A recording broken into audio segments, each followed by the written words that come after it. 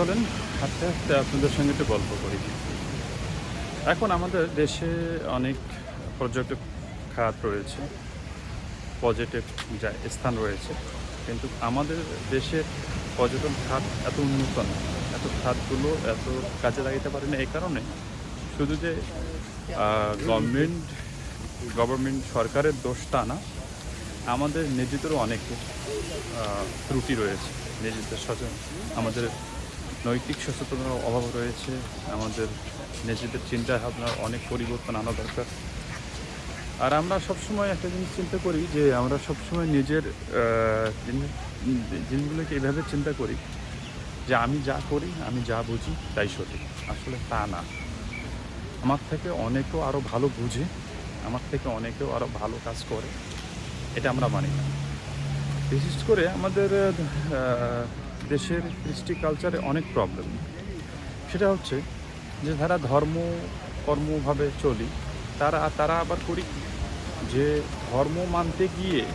ধর্মকর্ম মানতে গিয়ে যে বেসিক জিনিসগুলো সেগুলো আমরা ভুলে যাই। যেমন আমাদের দেশে বেশিরভাগ মানুষ কর্ম নিয়ে ব্যস্ত থাকতে নিজেদের যে ক্যারিয়ার আছে, নিজেদের ফ্যামিলির প্রতি যে ফোকাস আছে, নিজেদের দৈনন্দিন জীবনের যে প্রস্তুতির ব্যাপার আছে, দৈনন্দিন জীবনের যে চাহিদাগুলো আছে, চাহিদাগুলো পূরণ করতে চাই যে কাজগুলো করা দরকার, অর্থনৈতিক ব্যাপারগুলো, কর্মকাণ্ডগুলো, সেগুলো আমরা করি না।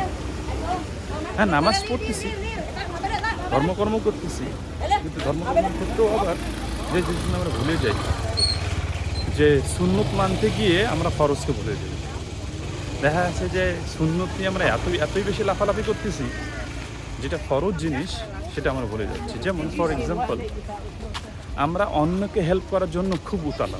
আমি ফেসবুকে অনেকে দেখি অন্যকে হেল্প করার জন্য খুব উতালা, কিন্তু বাড়ির পাশে একজন না খেয়ে রাত কাটাচ্ছে, সেদিকে ফিরেও তাকায় না। কিছুদিন আগে আমাকে একজন মেসেজ করলো, ভাই যে আমার এক বন্ধু খুব অসুস্থ। তা আমি তাকে জিজ্ঞেস করলাম যে তোমার বন্ধু অসুস্থ, তুমি কি খোঁজ নিয়ে দেখেছো তোমার বাড়ির পাশে মানুষ সুস্থ কিনা? তার কারণ ওয়াবুদুল্লাহ ওয়ালা তুশরিক বিহি শাইয়্যান ওয়া বিল ওয়ালিদাইনি ইহসানা ইম্মা ইয়াবলুগান্নাকা ইনদাকাল কিবারা আহাদুহুমা আও কিলাহুমা।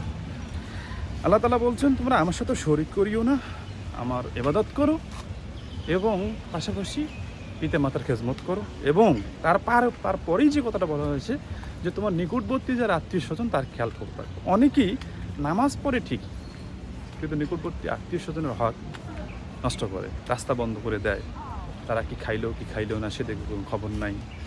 তো আসলে কি বলবো, এই জন্যই বলছি যে ফরজ কাজগুলো, সুন্নতগুলো করতে গিয়ে ফরজ কাজগুলোই ভুলে যায়। তা আমাদের আসলে নিজেদের উন্নতি করতে গেলে নিজেদের নৈতিকতার উন্নতি করতে হবে আগে, তারপর সমাজের উন্নতি হবে, দেশের উন্নতি হবে। আপনাদের কথাগুলো খারাপ লাগতে পারে, কিন্তু আসলে এগুলোই বাস্তব। ঠিক আছে, তা আশা করি সাথেই থাকবেন। ভিডিওগুলো কেমন লাগে জানাবেন, তাহলে আমার ভিডিও করার স্পৃহা বাড়বে এবং আমার ভিডিও করতে ভালো লাগবে আপনাদের জন্য। কমেন্ট করে অবশ্যই জানাবেন, শেয়ার করুন, লাইক দেবেন। ওকে, ভালো থাকবেন, সুস্থ থাকবেন, আবারও দেখা হবে।